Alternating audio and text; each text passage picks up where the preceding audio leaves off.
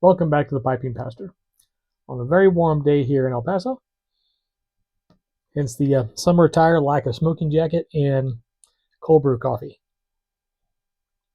My little smoking lounge attached to the back of the house here does not have AC, but happily it's nicely shaded. So even though it's nearly 90 degrees outside right now, still rather pleasant in here. On this pleasant day in my Curtit Meerschaum Church Warden, Curtit, of course, is the name of the carver who did this in Turkey. And in it, I'm smoking some Khoisan, or Khoisan by HU. Not my favorite HU blend. My favorite HU blend, of course, is Fayum, but this one's still pretty good.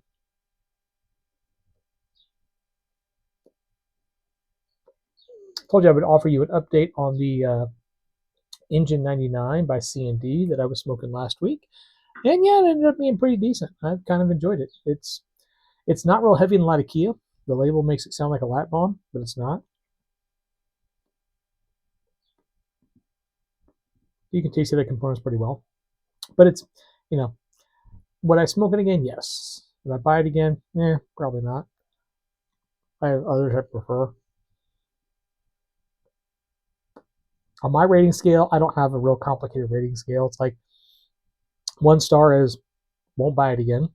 2 star is would smoke it, but won't. 1 star is won't buy it again, won't smoke it again.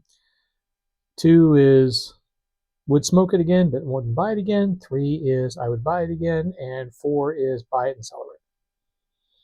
So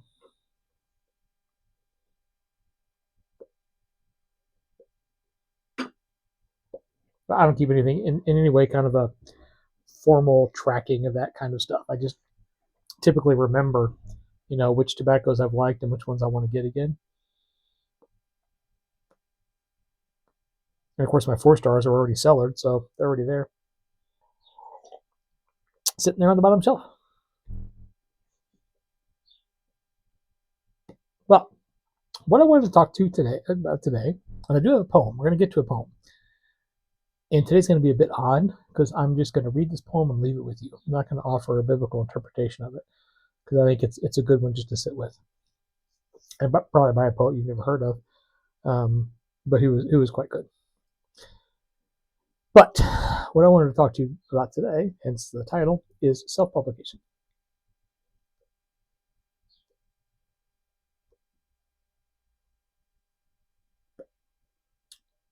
So this has become a lot more popular recently.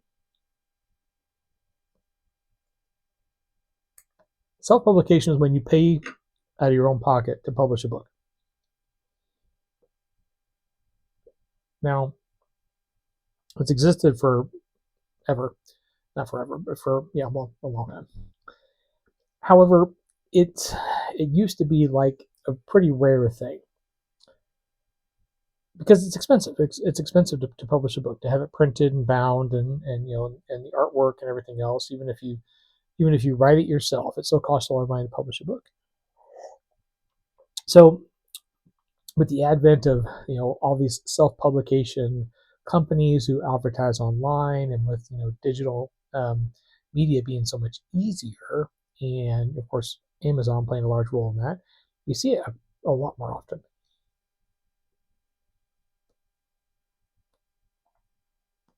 And I began to notice this a few years ago in used bookstores, because that's what I frequent, is used bookstores. I don't buy retail if I can help it, because the privately owned used bookstore is kind of like the pipe world. It's small and dwindling, but rich and worthy of our attention and support. Kind of like the haunted bookshop. But in any case, I started noticing a lot more of these in the used bookstores, where I would pick up a book of poetry or a book of ministry, because those seem to be the two largest genres of self-publication: is ministry books, devotional books, and poetry, which are also two of my interests. And I would see a great many of these, typically done by people in the area. So as I travel around different cities, states, and countries and so forth, it's someone who's local, who is written and published this and either given them away to their friends or sold them at an event or at some kind of garage sale type of thing. And then people get them and realize they're not all that great, and they end up donating them or giving them away to a used bookstore, and they pop up in the local artist section. But within this, as I said, within the two main genres that I see these in, poetry and ministry, I'll speak to the former first. There's something to be said about education. And just because you can rhyme in an A-B rhyme scheme or you have a basic understanding of cadence does not necessarily mean you're going to be a good poet. There's a depth there that can only really be felt and understood and grasped if the person who is writing it has had some kind of exposure in depth to literary constructs. It's like the difference between a painting from an amateur and a painting from someone who started. You can have an artistic talent, but when it comes to portraying dimensions of movement and perspective and things like that, unless you've been trained in that, it's really difficult to put something out there that looks right. And it's the same thing with poetry. But a lot of people think, oh, it rhymes, it's good. And in many cases, their method and their practice and their exhibition of reality through their poetry is very particular in a point of view and takes a lot for granted. And so sometimes they're good. Sometimes you find surprises. But generally speaking, it's just not all that great. And the second area is like devotional books, ministry books. And this is the first one I'm like, okay, it's not all that great. But the second one really kind of gets under my skin. Because almost without exception, these books are written by people who have gotten into ministry to make money. People who have gotten into the world of preaching and so on and so forth and view it more as a career. Maybe, give them the benefit of the doubt. Maybe they didn't start out that way. Maybe they did start out with a fully idea of just doing good ministry, but then kind of got caught up in the financial aspect of it, and they all want to be the next Rick Warren and publish this massive best-selling book, and they have this great idea, and they run out to a degree mill and get a DMin online. A degree mill is a university that, as long as you can spell your name correctly, they're going to give you a degree, and there's a lot of them online that grant, DMin's a doctor of ministry, which is typically what pastors get as a postgraduate degree. So they'll get their online DMin at some, Kmart school online, so they can put doctor in front of their name, and then write a devotional book and think that they're going to sell and make tons of money. And those books are usually not very good either. There's a reason there is the function of publication. Self-published books try to get around that because people think that they know more than the publishers. Publishers exist for a reason. They are critical for a reason. They are selective for a reason. And people say, oh, it's so hard to get a book published. Yes, it should be hard to get a book published. Not everyone should publish everything. This is not, like a tweet or like a Facebook post or something else like that. Getting a book published is a big deal. And there should be gatekeepers in that. And self-publication just goes around them. And the result is not great. So while you can occasionally find gems, generally speaking, if something is self-published, it's probably something to avoid. That's where a lot of misinformation comes into.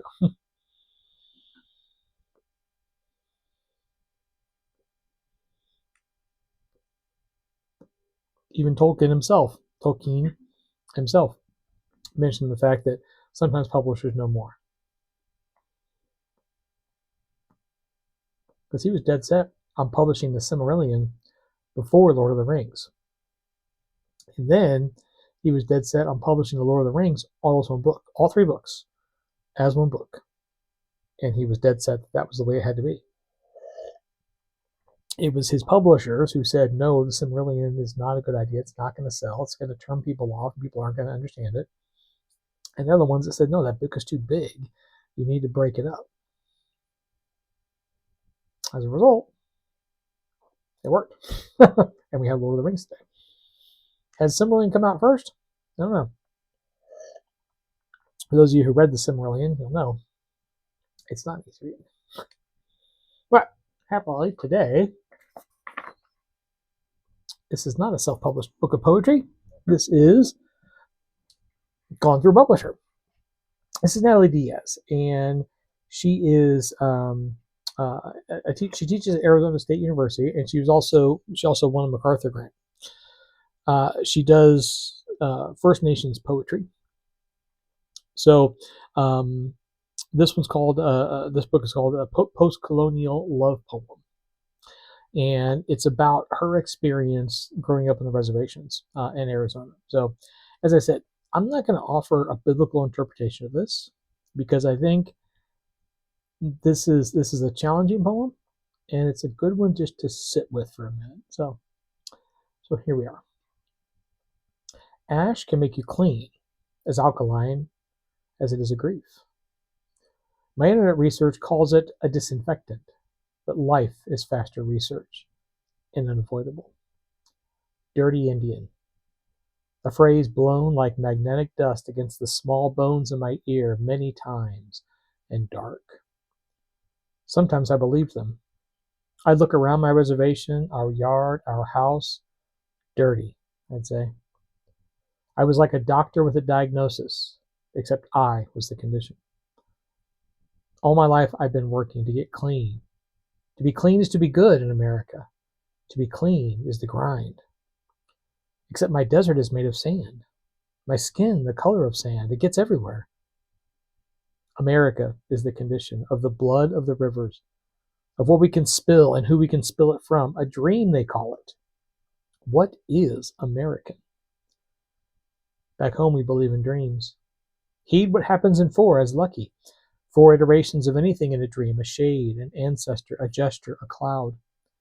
4 fat quails making a companion of the mesquite tree. Campanile of the mesquite tree. 4 hands shuttling nighthawks along a loom of electrical wires. I've had a reoccurring dream my entire life. It is night. I'm in the Dunfield on the edge of the res, tending each blue gold smooth, undisturbed, each quartzed particle in its place. But a baby is crying in the green wooden crib, or someone is fighting someone else. A quavering radio, a distempered dog. I sorrow for silence, motion the dunes with soft with my hands, and please, which is no invocation for peace. I step lightly. I am holding my breath, maintaining to keep it all from shifting. Then it happens. Through what was perfect, a carbon ruffle sifts up. Tangled rebar, torn fences, scrambled sheet metal, oxidizing and spiking, breaking through the sand like it's my own skin. I feel the junk of it all in my body, a rising wild. I can't stop it happening. The rusting is in me, like how a deep wound heals, glimmering, open. There is no pattern of 4 in the stream, just land, and it is moving. The dunes and how they are taken, reorganized and reckoned, grains loosened, Archimedes' myriads sifting in a coppered stream. John Ashbery died today, and tomorrow is my birthday. Maybe death is a way to clean of the self, of the body, or finally celebrate it. A celebration should leave a mess. Like I said, it's a challenging one. If you just sit with it for a little while, the perspective that it's written from, the imagery that it brings up, the emotion that it evokes, the form and the function of that poem is something that can really reach in and touch something in you and make you realize something in yourself, make you aware of another perspective. That's the difference between published and self-published. So I'm going to turn back to my lovely tobacco here and my ice cold coffee. So I hope you have a lovely week. As always, happy reading.